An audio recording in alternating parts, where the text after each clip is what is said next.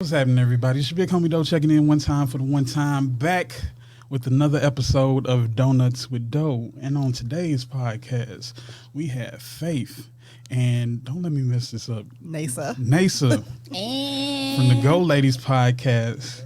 Yeah. You know, I just had to connect with these ladies. I met them at Air Max Day earlier this year, and I saw the hoodies, and I was like, "Oh, y'all got a podcast? I got a podcast too. Maybe we should podcast together." You got friends, I got friends. We should all be friends. That's what it sounds like. Wow. No? Okay. That's what it sounds like to me. No, Diddy. Okay, go ahead. No, Diddy. Yeah. But so we're here after a lot of strings pulled and scheduling Yes. situations, and yeah. But anyway, we're here. And Thank you Thanks for having us. hey, you're welcome anytime in the great city of Murfreesboro. Yeah. Yeah.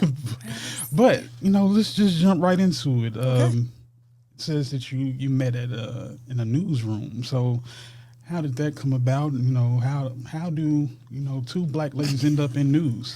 You want my version? Go ahead and do your version. I'll tell the real version second. Yeah.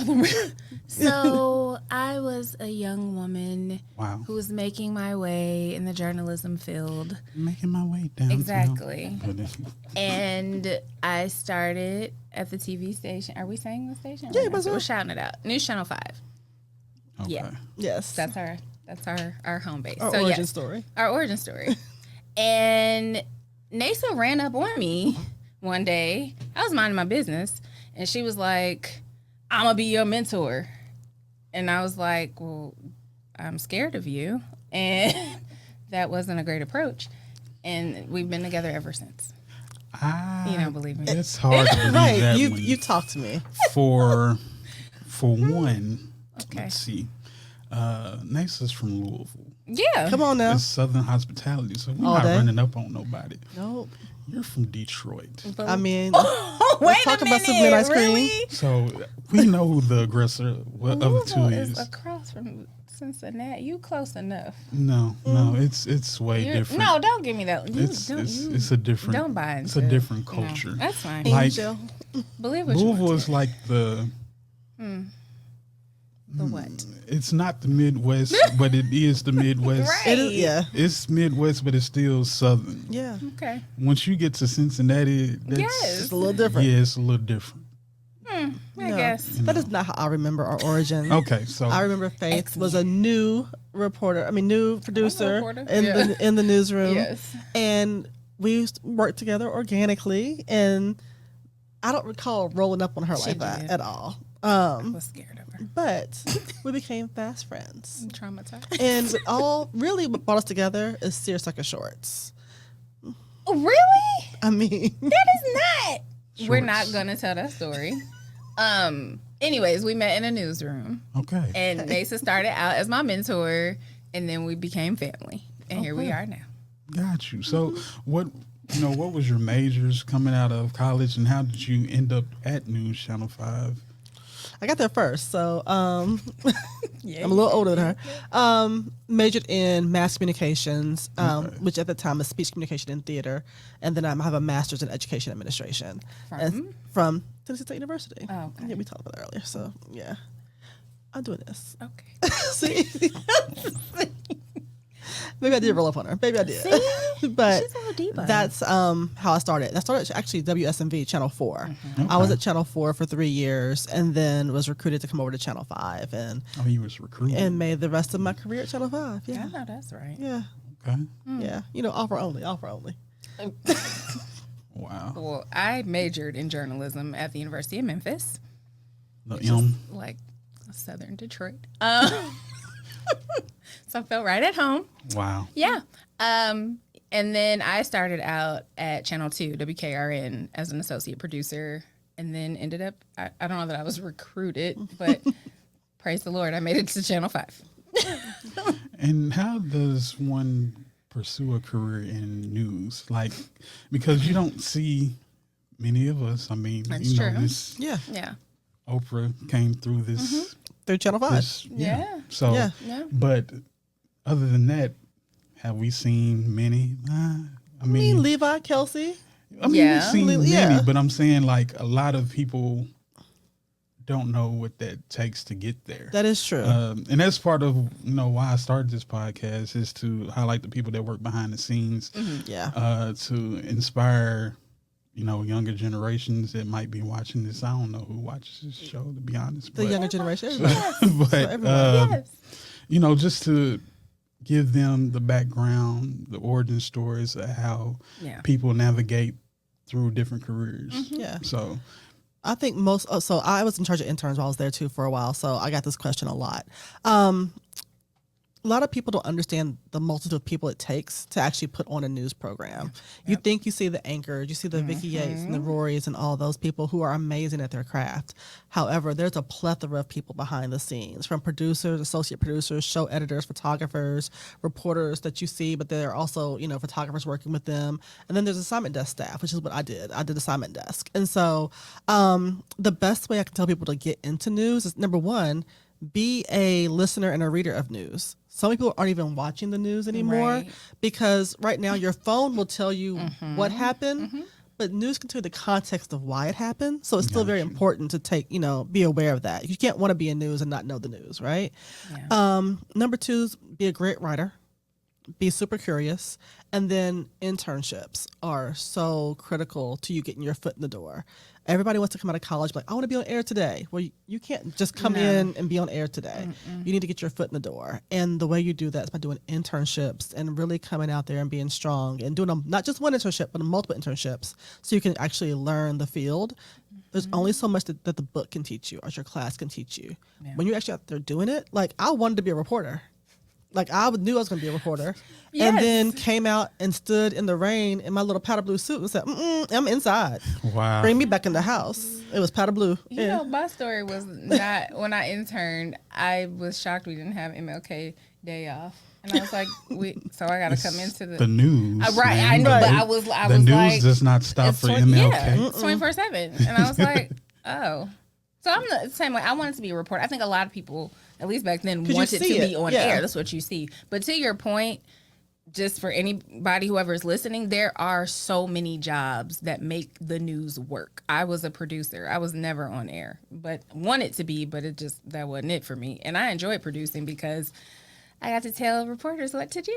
So that was fun, like you're going to do this today, And what's crazy is my niece is actually a reporter. She went to UT Knox. She's from Memphis. She started out in Jackson. Okay. Now, I said my niece is from Memphis, right? So she took a job in Idaho. Yeah. So that happens. And I mean, from what I know, she loved it, but I think now she's trying to come back to the South. Yeah. So it's a starter market. Oh, you have to. Unfortunately, I was just Idaho. That's where you cut your If you're gonna be a reporter, you're gonna cut your teeth somewhere as a small market. Yep. You're gonna work a second job. You're not gonna make a lot of money. And you're going to have to build your way back up to a major market. Blessedly, Nashville was a 30 market at the time. So, New York, LA, top, and then, you go down from there in size. And Nashville was like 30. But, people start off in the 100s and try to work their way on up. So, yeah. I know somebody I work with at Channel 2 who's now an anchor in Memphis, but she went to Montana. She was in Butte, Montana. Black woman. Reporting and had to figure out hair care, all of those things, but she was in Montana. At least now you have Amazon to get you some hair sent to the house. Back then you had to pray on it. Montana. Montana. Yes. I don't think there's any sign of blackness in Montana. She was the only one. No. But anyway, Yes. Starting out as back in your adolescent years, what made you, or did you have the desire to be news anchors then, or what pushed you towards, your career choices? I want to go to law school. I was going to be a lawyer. And so I majored in, you like to argue? oh yeah. Yeah, I do. Have you met her? But I majored in communications, thinking it would help me in a courtroom. Okay. But I did an internship, of course, to graduate to fill my major, and I was like, I love it.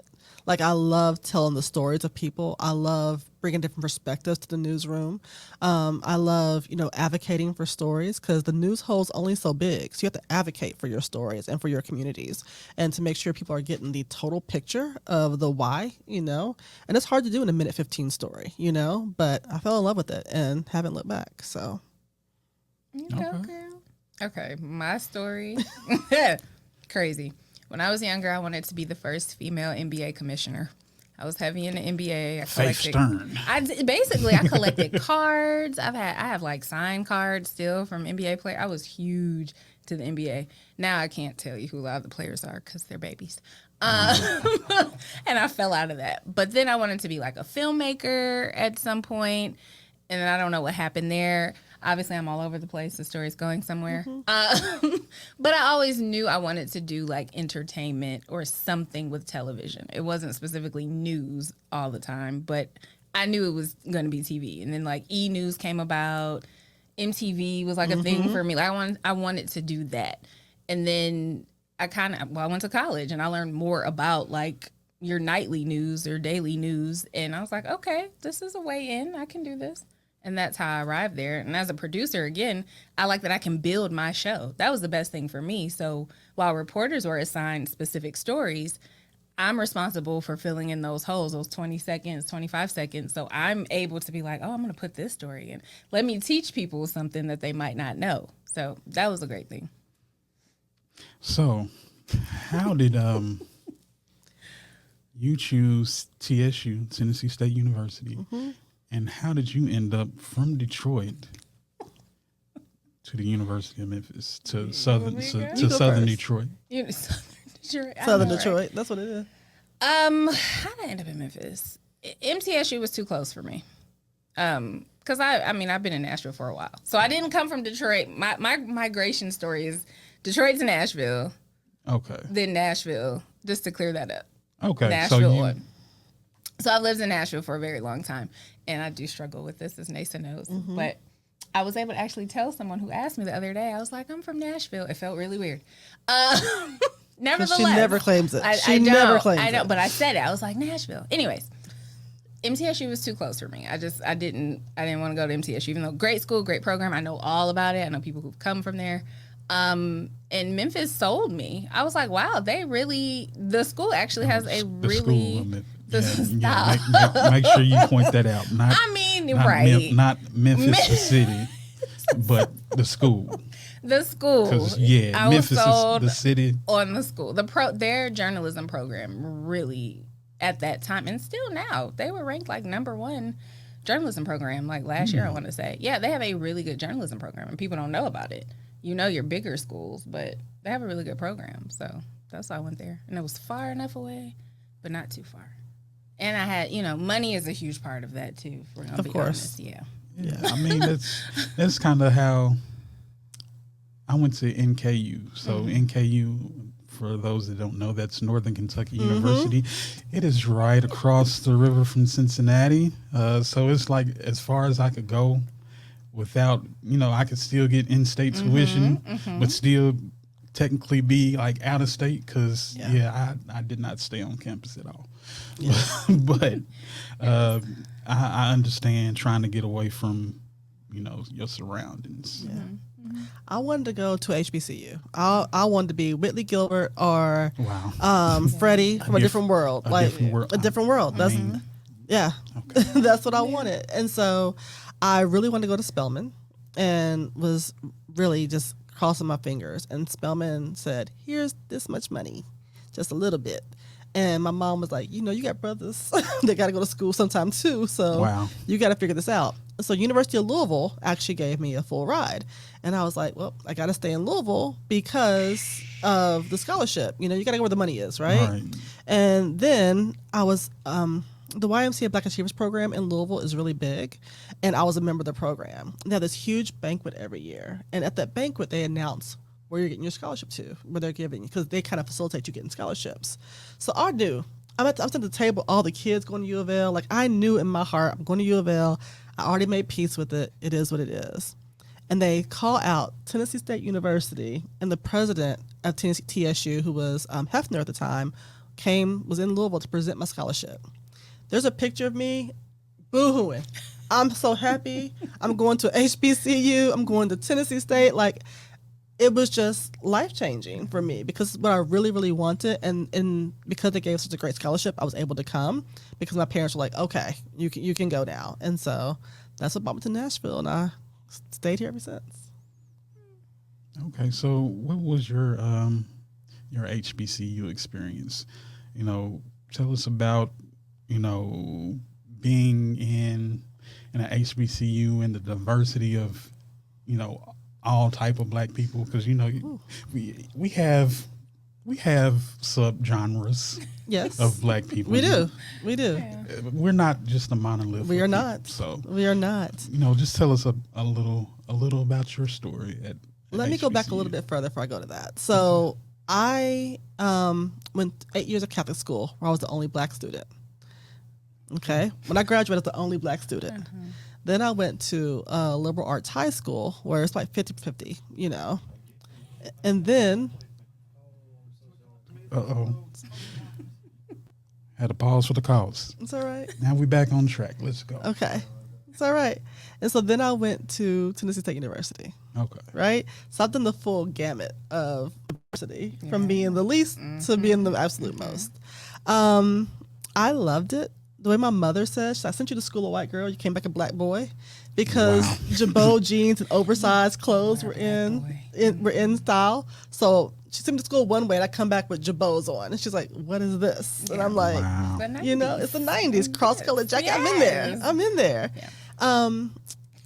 Going to Tennessee State University. I know, right? Cross colors, Jabot. It's the best decision I would ever made. So much so that's where I met my husband. That's where both my daughters went to school. Okay. You know, we bleed blue. I'm the biggest advocate for the school because I know what it's done for me, right? As I explained to my coworkers, so often you're looking for a safe space in the world that's increasingly unsafe. And I love that about our HBCU experience. My hair could be 2 inches today and 30 tomorrow. Nobody has no questions. It is what it is. You know what I mean? Right. I don't have to explain my bonnet to anybody. And I don't wear it outside the house. Bust down. Right. Come on, bust down. You know? I can explain. I don't have to explain my vernacular. I don't have to explain any of those nuances of Black culture. And for once, if you don't like something I do, I don't have to even question the why. You just don't like it. That's okay. I don't ask if there's an ism associated with that, you know? Right. And so for me, it's a safe space. Like even today, like walking the yard is someplace I always call home. It's almost sacred ground for me. So the way I think about it. So, yeah. And your experience at U of M, University of Memphis. Hold on, you can't say the S. It's Memphis. Memphis. I've never heard. Yeah. It's because you're not from there. No, I'm not. One town. Yeah. One town. Yeah. She knows what I'm gonna say. So Memphis is a PWI, but it's in a Black city, so it was a different experience. Blacker than Black, right? City. So you know, yeah, but I had a good group. I was surrounded by Black folks, so I didn't feel necessarily like, oh my gosh, I'm outnumbered or this is a different experience. I did. Now it's not an HBCU experience, obviously, right? But I never felt like my people were there. Like she still loves Memphis. I do. Like we'll go back to Memphis multiple times a year. She still loves Memphis. My nephew goes there. Yeah. Gotcha. I'm so happy. Now he is from Detroit, and he from Detroit came to Memphis to go to school because of me. Oh, I don't think it's because of me, but I like to tell that story. Let's go with it. Let's go with that. Yeah. But my experience was great. I mean, you know, yes, we have to have like Black Student Association and stuff like that, but there were so many of us there. I didn't feel any different or othered, if you will. Othered. Yeah. Wow. That's a new one. I'm about to use that. Yeah. Feel free. Wow, I feel othered. Not colored, but othered. Othered. Yeah. Yeah. Good. So after Memphis, Yes. coming back home to Oh, yeah. well, Home to Nashville. Yes. what was that transition like? I think it was okay. I mean, the city is definitely different. I'm going to go back kind of like you did. Moving from Detroit to Nashville was very much culture shock. I'm like, where do you have me? This is weird. I haven't seen anybody that looks like me in a 3-mile radius. At the time. It was a long time ago. Yeah. So. Okay, At the what are we time. talking about? Like The 90s.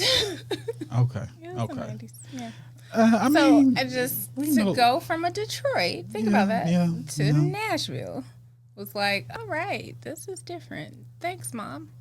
But anyways, so I was here. It is what it is, and coming back from Memphis to Nashville. I don't know. I've made friends in Memphis who were also from Nashville and came back to Nashville. So I still had that sense of community. So that Okay. was really cool. Yeah. and for you, well, I mean, obviously you stayed. I stayed. You stayed here. Yeah. And from that aspect, because you kind of got to see Nashville grow Yes. in a rapid pace. I got here in 2002, but I had been coming to Nashville ever since a kid. It's 2 hours away. Yeah. My mom worked for Red Cross, and she would have to come here, so that's how I ended up here. I kind of got stuck, but anyway. No. Uh, I've been here since '93. oh, okay. Yeah. I mean, that's Yeah, the they're number here out there. since- yeah, I've been here yeah. since '93. So like, I remember when downtown you could walk around in 10 minutes, and it closed at 5 o'clock. I remember Church Street Mall. Wow. Yeah. So I've seen the glow up of the city. And the reason we stayed was a simple reason. I got a job here. My husband, Christopher, got a job here, and he's from LA. And so he was like, let's make this our neutral territory since, it's close to your mom and close to your family. And his family's originally from Brownsville, Tennessee. So they came to Tennessee a lot. So staying here just made sense. And so we just built a life here. But no, like I remember when the first condos were built downtown and how they didn't sell and how they auctioned them off. And then, look now, they're like condos, right? So like I remember all of that. And so, yeah, to see the city change and evolve to become the It City, like when did Broadway become Bourbon Right, Street? yeah. You know, Right, because right. it wasn't, and now I'm like, I don't go past Fifth and Broad. So I don't go to Nashville unless I have.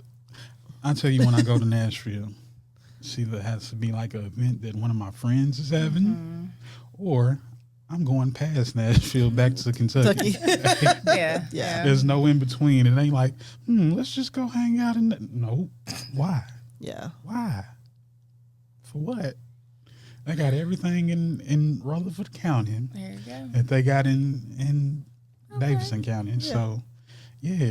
I understand. And I applaud you both for coming out to Murfreesboro. I tell people I stay in Chattanooga because that's how it feels once you pass Antioch. It feel like, well, I might as well just Keep on going. Yeah. Yeah. It's a suburb of Chattanooga. It's fine. Yeah. It's fine. Not really, but anyway. Let's get into you all coming together to form Go Ladies. I guess it's Yes. We got together. We did real bad. I was talking to you before the show about how I had my own podcast. And then so what was it called? Myriad That Is Me, which is what my blog was called. So I wrote a blog and wrote a lot in the marriage space for a very, very long time. I was married, and then my husband passed away. Sorry to hear And so that. thank you. And so I was trying to figure out this next iteration of this creative energy, but I had no idea what to do with it because I felt like Myriad That Is Me, which is still my Instagram name, and but all the writing I did under that before didn't speak to who I am now. And I was trying to really wrestle with that. And so this lovely woman right here, Me. yes, she was like, well, what about this? And I'm like, what about this? And you want to take it from there? Yeah, well, and obviously, like a lot of people, they're like, you should do a podcast. I don't believe everyone should have a podcast, but nevertheless, Is that a shot? I felt, take it, you know. I felt that one. No, listen, and COVID, like a lot of people started baking bread. We did a podcast. Yeah.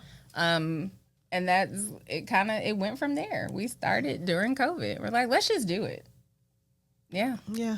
Hey. We have a lot to talk about, and then you go through like what we're going to talk about, the different topics. You know, our background in news it helps us develop what we're going to talk about. So it's like we have a lot to offer. Yeah. And faith is you're a good balance for me, because like I'm like, hey, we're going to do this. Okay, boom. We're going to do 50 shows a week and we're going to sell ads. And, exactly. Right. Like I always have big execution ideas, and Faith's like, baby. You must got time and money. Cause right. And Faith's like, no. How about we just concentrate on just doing a good show and then go from there? I mean, she's a producer. So, exactly. You know, she wants the quality. I do logistics. You do. And you produce shows. Yes. So it worked out really well. Yeah. So we love it. And so what episode are you all on now? we're on season 4, episode 24, I believe, right now. So Okay. I should count how many episodes we've done all together. I knew at one point in time, but I don't know currently. But it's been a labor of love, from Zoom to together in the house to building the studio, teaching Faith how to paint walls. I mean, we had to paint the studio, so I like to outsource her children. Yeah. Thank you. So I mean, yeah, that's cool and all, but right? yeah, if we dealing with kids, it's just first of all, my kids are adults. Grown. They're grown. Remember, they're both college graduates. Oh wow! So, yeah. Okay, well, then, never mind. They grown. They grown. I got a 16-year-old, a 12-year-old, and a 3-year-old. So my kids is. I pray for you. I pray. While I reach my hand Stretch your hands this way. All right. Yeah, Touch I and got agree. a 16-year-old that knows everything but don't know. Yeah. You remember that, don't you? I got a 12-year-old daughter that. So she plays basketball. She tried out for the football team in middle school this year.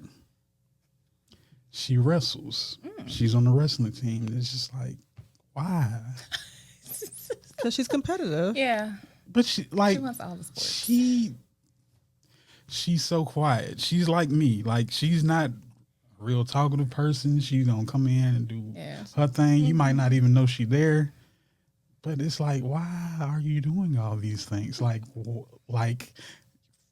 we don't even watch wrestling. So how do you even get in your mind that, hey, Daddy, I want to go out here and put somebody in Boston Crab? Did she make the teams? She didn't make the football team, which all the boys that she was out there practicing with or, trying out with was like, oh, yeah, she going to make it. But I think this is just me. This is just my conspiracy. So her basketball coach is one of the assistant football coaches. And I think he was like, nah, I can't have my shooter out here getting a leg broke or whatever. Yeah. So I think he was like, nah, we gonna make sure you right for basketball. But with the wrestling thing, it just came out the blue. She just came on and was like, hey, I want to try out for wrestling. Okay. I mean, you want to be like the manager, right? Nah, I want to. She put him down. Yeah. She put him down. Absolutely. So I was like, okay, well. So anyway, that's See, she's 12 now. It'll come in handy when she's 16. Hello. Yeah. So I mean, it's all Right. I'm not really scared of her, not being able to hold on because, her brother is probably, he's not quite my height yet, but he's bigger than me. And, they go back and forth, and it's just like, okay, you got it. Yep. So, do you all have any siblings? Yes. Oh, wow. Now, are we doing black family calculations? Oh, yeah. Okay, let's do black family calculations. Hit it. So Go for it. I have an older sister, and then I have a younger sister, and then I have 2 brothers. So my dad, has my sister and my older sister and my 2 brothers. But she has a little sister who we don't really share blood, but I love her like a that's your sister. sister. So yeah, so I did the black family calculations, carry the one, how that works. Yeah. Hey, Yeah. so for me, I have the same situation. I have 2 sisters and 1 brother on my dad's side, and 2 sisters and 1 brother on my mom's side. So I get it. See? I'm that, and I am the middle of both. so I'm the Yeah. oldest on my dad's side, and the youngest on my mom's side. So Wow. yeah, Okay. That's cool. It's- Oh yeah, we're okay. So we got Jersey. We're gonna go to New Jersey.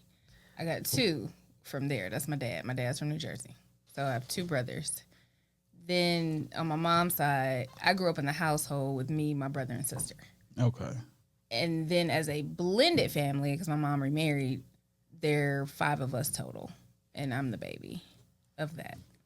So, yeah, Carry the one. carry the one, right? Yeah. Yeah. So we have that. So growing up in a blended space, what was that adjustment like? And I don't mean to get personal. It's No, just you're Yeah. fine. Yeah. For me, I didn't grow up in the household with my stepbrother or stepsister. It was just me, my brother, and sister that I grew up with in the home. Now, I saw my stepbrother and stepsister because we were all in Detroit. And for the sake of the story, all my siblings on mom's side, they're all in Detroit, which is why I rep Detroit so hard. Because I still have family there. So for me, it is home whenever I go. Even though my sister was like, "You're not from here no more," and I was like, "That's rude."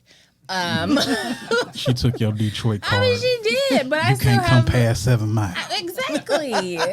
We lived off of 6 Mile, See, but I still have family there. So for me, I still have that connection. I still have a home I could go to. You know what I mean? So Yeah.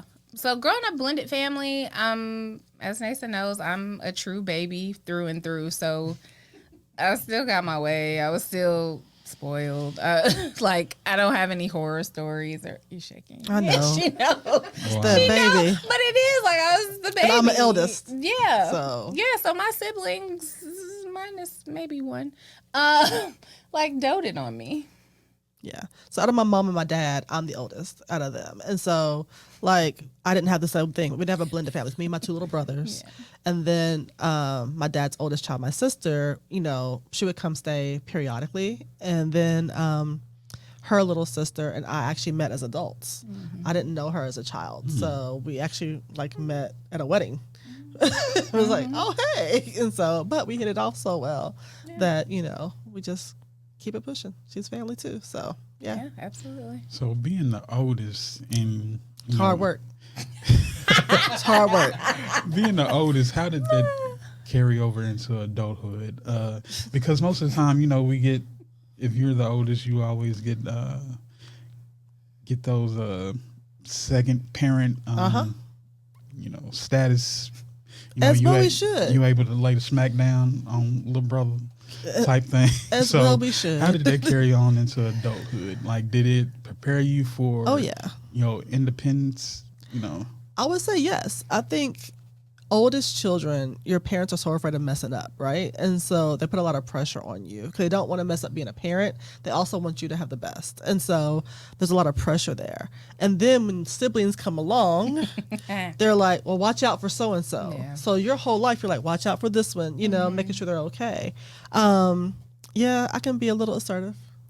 I can be a little bossy. I make a lot of lists. Oh gosh, yes. I send a lot of emails. Yes. But it's all good. It's all good. It makes everybody better. You the glue. Yeah, I'll hold it together. You're the family manager. I am. That is true. I am the family manager, Yeah. which is funny because I have 2 daughters and there's an eldest and a youngest. The youngest acts just like her, Hello. Wow. and the eldest acts like me. Like my oldest will Yeah. call me and she's like, "Hey, we're going on vacation. I got a Google Doc started." I'm like, "Perfect. Let's talk about it." You know, where baby girl's like, "Let's go to Paris," and I'm like, "You have no money. Like, how are you going to Paris?" You. We gonna Yeah, get there. yeah, exactly. We gonna find a way. That's what she would say. Hello. It's all good. We'll We're work it going. out. Yeah. Yeah. Yeah. Facts. Yeah. So back to the podcast space. Yes. would you say that, do you find it hard to navigate through podcast world as women, and specifically women of color? I think it's hard to navigate through life as women and women of color. So that makes everything just a little extra hard, right? I don't think podcasting specifically is harder because of it. I think it's hard juggling all the things that we're responsible for in addition to podcasting. I have a very demanding job. You have a very demanding job. We have community obligations. We have sorority meeting. We have family obligations. You know, I'm a parent. She's an amazing auntie. You know, there's romantic entanglements that you want to, navigate. Entangled? Yeah. Wow. Not Entanglements that you want to navigate. In addition to having a podcast. Yeah. And there are only so many hours in the day. And nobody comes to wash my clothes or clean my house. So I got to do, so all those things. Yeah. And so there are things that I think that we could outsource at some point that would help ease that burden. At the same time, you have to have some revenue coming in to make that all happen. And so we're still trying to grow and just find time to fit it all in. So I don't think being Black and female makes it any harder. I just think that it's just hard in general. So Agreed. I was going to say, we don't have a machine behind us, so that does make it difficult, to your point of being revenue producing. But we love when we come together. I mean, it's not therapy, but it is, and it's a release for us. Like when we get together on the couch and we just go. Yeah. And do you have like a specific theme? How do you, like, who comes up with the topics, and who's the one that says, okay, that's a good topic, and nah, we ain't gonna touch that. That's too touchy. We do. Together. Yeah. We try to have editorial meetings, and try is right. We try. We do, and then sometimes it's on the fly. Okay, what about this? All right, we go. Yeah. Now, here's what happens in my world. I call Faith at 7:58 in the morning, and I say, I got this idea, and she goes, 7:58 in the morning. Why are you calling me? 7:58, but it used to be like 5. Yeah.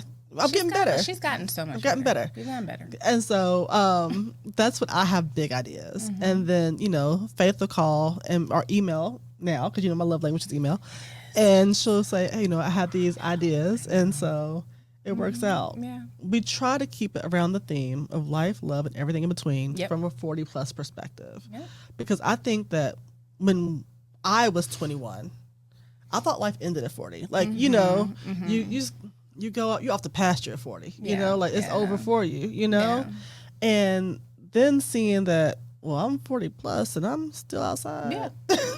Yeah. So I ain't coming in yet. And so I ain't coming in yet. Street so we lights have ain't to create on that for people Yes. who are our age. That was the other thing I forgot. When we started, I was 39 turning 40. Exactly. So that's what kind of birthed it. Like, there wasn't anything out there that I saw that spoke to that experience of being 40 plus. And I think the time is really right for it, because even we're seeing in media how movie stars are now having longer careers, right? Male and female. There's the Red series and all these other things, and that's not the only one, but they're showing that there's life and sex and relationship and fun beyond it, and I think that's a great thing to show. And also just having conversations about, damn it, I'm hot. Like, woo, you saw my fan. Right. At one point in time, all those things were taboo to say. Both of them. But it's not taboo to say anymore. It's not. And, we're going to talk about the fullness of the experience. Yeah. And so, Got you. You got nervous when I said. I know. Yeah, he was like, hot. Nah, I just. He said or and he. Yeah. I said both. No. Both. No, but I think that is a great space to be in as someone that is 40 plus as well. I don't feel 40 plus at times until like I have to chase a 3-year-old, and then that's when I feel like I'm 52 instead of 42. But yes, it's definitely an age or a demographic that needs to be reached. Yeah. Because, man, like I still got it. I'm still out here, baby. So, like, it's definitely something that's. I mean, you got 3, or you definitely outside. Come on. Wow. Definitely outside. Nah, I've been in. I meant on the inside. playground swinging the children. Really? I tried. It didn't work. That didn't It didn't go work. over. Okay, I tried. No, that did not land. Not at all. No. Continue. Don't mind Sorry. her. No, it's okay. It's She's, fine. you know, It's and y'all totally worried fine. about me. Do you hear this lady? Yeah. Hey, So, I got. So I have this thing, this segment. Okay. Because yeah, we just been here just you vibing. chatty patty. But I have this segment called "Those Half a Dozen," and it's where I just pick like just a little category for you to give me like your top 6 of said category. Like, I'm about the rules. I You got are. the 6. 6. So I'm ready.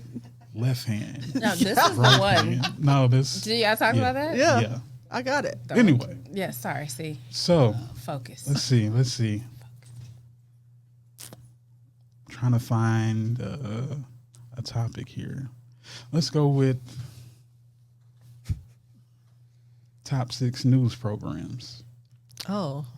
or your half a dozen news programs. Can we do it? Yeah, because I'm drawing a blank. CBS Sunday Morning, 60 Minutes. CBS Mornings, The Gail King Show. Gail King. That's what it's really called. The Robin Roberts Show. GMA. I know. The View, because my mama loved The View, and I got to put The View in there. She loves The View. And can I go old school? Yeah. MTV News with Kurt Loder. Hey, Kurt. Love Hey. Kurt Loder. Yeah. I knew he was man. like 100 when he was already I know, on there. I didn't know. think he was that old. Yeah. Like he been looked old. like he was like a newscaster reject. Like he Right. couldn't land a job nowhere else, and MTV was just like, "Come on, Kurt, we got Yes. you." And then he was the man. yeah. Yeah. So, yeah. Yeah. I I mean, like what's the one they showed in high school? TV1? TV1? TV1. I like Yeah. TV because Lisa Ling was on there and Anderson Cooper Yeah. before they were like huge didn't even know names. that. Yeah. Yeah, look at y'all giving out fun facts. That's the extra one. Yeah. Okay, let me see. Your So, turn. It's not gonna be Your- news related. no. Jesus. Okay. let's see. Mine, you know. I'm not gonna give you news related because you're a producer. ADHD. That's like, okay. Give me your top 6, or half a dozen TV shows. Oh God, TV shows? Well, if it's okay, I'm thinking. not traditional TV because it's, Right. it's really not such thing as TV anymore, for real. But What's Let's- my favorite TV show? I watch a lot Shogun. of document. Oh, hell I know yeah. you. Okay. on. she's loaded now. Shogun is number 1. It's so good. I can't think. I never when I'm on You the were spot. watching the Power series with your people. Okay, Shogun. You got. But I gotta do your Ghost. list for you. I know you. That's why I need you because I'm the baby. Yeah, see, that's why I take notes. Shogun is called Ghost, but I call it Tariq. Wow, That's 2. that's a sign you're getting old. No, I'm very. That's Tariq. I'm watching Tariq. It's Tariq. Yeah. Just like she just did Robin Roberts show. Robert Roberts Show. What else do I watch faithfully? I rewatch a lot of stuff. What is That's that? two stuff, but it's Okay. not like shows. Chill. I know that's 2. You're like, hurry up. I'm glad you didn't say rapid fire. Lord. Okay. I think I'm gonna have to get that Dave Chappelle wrap it up. You might. I have more like movies. Like I'm currently watching the Lacey Peterson docuseries, but that's not a favorite. Okay. Yeah, but it's something that you Oh, watch. And TV shows. you got 3. That's 3. Bel Air? No, I never watched Bel Air. It doesn't have to be current. That's Okay. it. No. Oh, So I mean, I can go old school. I could do like a different world. Because it's amazing. Cosby Show. I watched it before all the stuff. Watch that. Reality shows. I love all the reality shows. Mm-hmm. I mean, I'm OG Real World. You know fan. what you forgot? Boardwalk Empire. Oh yeah, Boardwalk was my jam. See, Yep. we go together. There we go. Boardwalk Empire was my can't- jam. you can't The really- Wire and The Sopranos. wow. I don't know okay. how many that was, but there you go. Probably, But she you had went over 8. somebody's limit. That's probably like 8. You know, well, you can count, like cut some of the other ones. You want me to do it again? Thank don't you. have to do it again. You're welcome. Your extended dozen, your faith dozen. Will Not even a count baker's as- dozen. Yeah. it's See? not As a- That's the why oldest, I had my fingers out. I was ready. She follows rules. Yes. I ask for forgiveness. so you color outside the lines. Yes. Okay. And my sister, who's older than me, literally I color outside the lines, and she could not stand that. I'd be Wow. like on purpose. Wow. And I'd be Wow. like, here you go. And she, yeah. Anyways, go ahead. Sorry. So, what is the future of the Go Ladies podcast? Where do you all see yourself in the next couple months, the next year, next millennium? Who knows? I might take this. Give me my money. That's the trend. Right. That's number one. Yes. Yeah. Taking the show and making it more profitable, which of course, back to what we were talking about earlier, requires consistency and discipline, right? To really grow our audience size. And at this stage of life, I'm looking for much alignment. So I want everything that I do to kind of align. Yeah. So that way, if I'm networking on behalf of my 9 to 5, it's also an opportunity to network on behalf of the show. You know, I want to grow the merch line. I want to upgrade the studio some. I see they got a 3-camera shoot, and you know I want a 3-camera shoot too. Oh, yes. So, you know, just some of those things that, you know, we'll just take it to the next level. And we like to start hosting a few I was programs. going to say hosting gigs. Yeah. Like, be considered. Seriously, we want Yeah. to be considered to host. I think we lots saw of the events. power of social and the Yeah. power of even podcasters and influencers somewhat. Like I don't want to be an influencer every day, all you know, on Yeah. social. However, we did see the power of that during the DNC and how they embraced influencer culture and podcasts Yeah. during that. And that's a realm that, you know, I'm definitely very interested in. You know, I'm the ranter on the show quite frequently. Oh, she's our political correspondent, by the way. So okay. Yeah. Yeah, but we definitely, hosting is, Yeah. up there. So, what do you?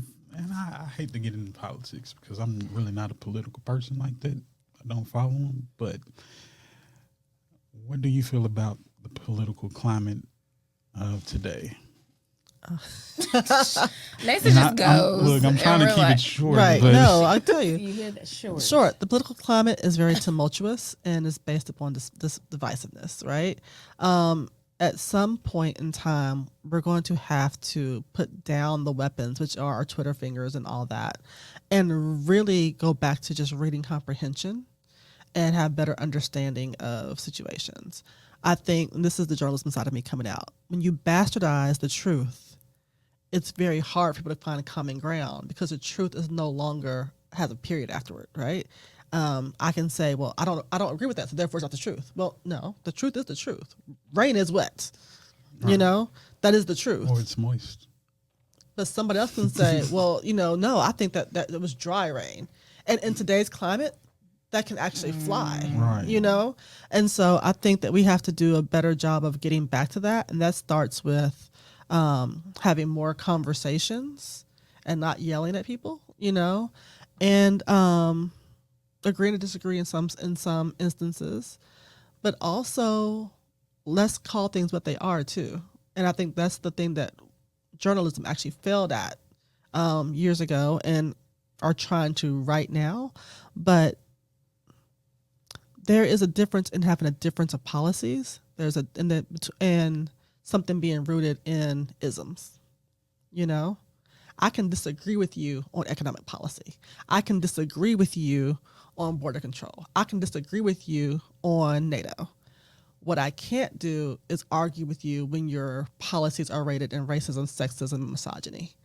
You know, if your freedom is rooted in somebody else's oppression, then nobody's free. Agreed. That was short. That was good because I was Thank like, you. oh, shoot, oh, Lord. And my producer, rap. I know. You're Wrap right. it up. Wrap Wrap Yeah. it up. Okay, so here's a new segment that I'm trying to introduce. It's called the last donut of the night, or just the last donut. And it's just a phrase or something that I usually put out these little daily donuts, you know, just things that pop up in my head while I'm at work and dealing with being the other. But so here lately, the one is, or the last donut of the night is, say, bruh, don't run from the work. So for me, I recently started therapy and just working through some issues from childhood trauma to adult trauma to everything in between. And I say that to say that you have to face the work head on. You can't run from it. It's just going to come back like Michael Myers around the corner if you don't kill it or attack it in a way that is conducive to growth. So I'll let you all expound on what that means to you. You want to do it first? My last donut. Yeah, Yes. don't run from the work, right? Don't But run from the work. Oh, you got it. I'm gonna see what you say, and I'm gonna go from there. Okay. I'm gonna piecemeal. You're Go ahead. hilarious. Wow. I think that that's true on so many avenues, right? Like you're talking about therapy, but it works in weight loss. It works in business. It works in so many different ways. People want to be overnight sensations, not recognizing that overnight sensations are 10 years in the making, you know? And so there are times doing the show where I'm just like, this ain't getting nowhere. Like the views aren't even where they need to be. And I'm like, eh. And Faith will bring me back. And she was like, let's just have a good show. We're having a good time. Let's just have a good show. Yeah. And so sometimes I want the hobby to be a business so quick that I'm missing the moment. And so, yeah, I think it's, pertinent in so many areas of life. Don't run from the work. I'm all about a good product You are. and consistency, whatever that is. Like work the thing until it becomes bigger. Yeah. Yeah. That's it. That's all Faith had to say. No, I'm just saying, like, yeah, don't run from you want something, you do what it takes to get to the thing. Okay. Yeah. Like, So, Nasa has lots of words. I'm more like boop boop. wow. But people who know. If you get it, you get it. Got you. Catch that. Understood. Yeah. Well, ladies and gentlemen, that has been another episode of Donuts with Dough with the Go Ladies podcast. And, just run down your socials, tell everyone where they can find you, where they can listen and watch the podcast, subscribe. Okay. You got it. Okay, I can do it. Okay. You got it? You sure? I got it. We are Don't run. everywhere you want to be. So we are on all the platforms where you listen to podcasts, which, all of those. Spotify, iTunes, all that jazz. We're also on YouTube because we have a video component and we are rather cute, so you should look at us. Wow. True. And we're also on social media, TikTok all the platforms, and IG. TikTok, IG, Facebook, under Go Ladies Podcast. So that's the same across all the platforms. Individually, I am. Are there going to be graphics here? Am I cutting it off? You don't know? Maybe. Okay. Nah, I got you. Individually, when that's listed under our on the IG Go page. Ladies, yeah. So I am the Fifi. It's on my earrings. Catch that. _ CEO on Instagram. That's where you can find me. And I'm Mary, that is me still. So, Mary, that is me on IG. Ew. Got you. And if you would, you're here now. Let me see. Is that my camera right there? Yeah, you're here now, but you know where to find me. It's Donuts with Dough on everything. And that's donuts spelled DONUTS because, some people spell it D.O.U.G.H. So, I have to clarify, let people know. Let people know. You can find me on IG, Twitter, Facebook, Donuts with Dough. If you want to just follow me, my regular page on IG is I am Dough. And that's I am Dough, D.O.U.G.H. Also, because we are on the Spread the Positive network, you can follow Spread the Positive on all social media at Spread the Positive. And, that's it. We're just going to wrap the show. We ain't got nothing else to say. Oh, of course we got donuts because it wouldn't be Donuts with Dough without, A donut. donut. Thank you. So yeah, like I said all the time, donut country, you know what to do. I'm talking straight to you. You know what to do. Y'all just brought out this big donut. Come on now. Come on now. It only makes sense that you come holler at the biggest donut.